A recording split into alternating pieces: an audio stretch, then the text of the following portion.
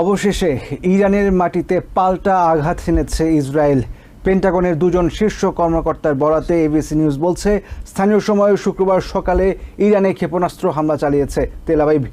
ইরানের সংবাদ মাধ্যম ফার্স জানিয়েছে, দেশটির উত্তর পূর্বাঞ্চলে বিস্ফোরণের শব্দ পাওয়া গেছে।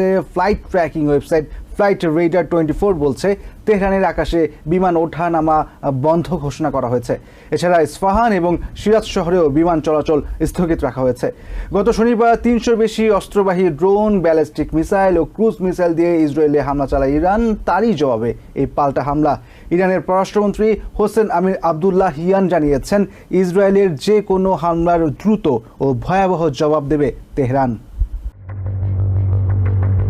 গত শনিবার নজিরবিহীন হামলার শিকার হয় ইসরায়েল। দেশটির দিকে ঝাঁকে ঝাঁকে অস্ত্রবাহী ড্রোন, ব্যালিস্টিক মিসাইল ও ক্রুজ মিসাইল ছুটে যায়। আমেরিকার তৈরি আকাশ প্রতিরক্ষা ব্যবস্থা আয়রন ডোম, স্পাইডার এরর কল্যাণে বেঁচে যায় তেল আবিব। অভাবনীয় ওই হামলার পাল্টা জবাব দেওয়ার অঙ্গীকার করেন ইসরায়েলি প্রধানমন্ত্রী বেঞ্জামিন নেতানিয়াহু। দেশটির সেনাপ্রধান হারজে হালিভিও হুঁশিয়ারি উচ্চারণ করেন, সময়মতো পাল্টা হামলা চালানো হবে।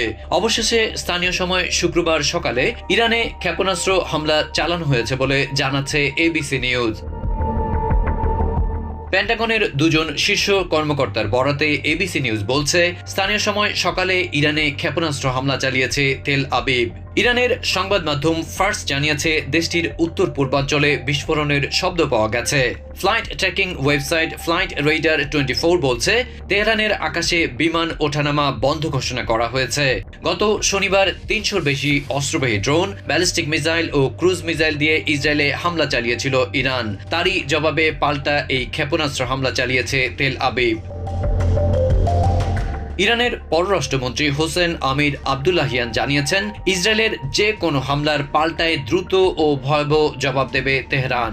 সিএনএনের সাথে সাক্ষাৎকারে তিনি বলেন, দখলদারদের বিন্দুমাত্র ছাড় দেওয়া হবে না। In case the Israeli regime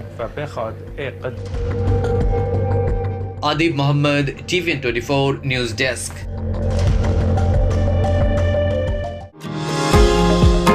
new York থেকে সম্প্রচারিত টিভিএন 24 টেলিভিশন বিশ্বজুড়ে বাঙালির কণ্ঠস্বর।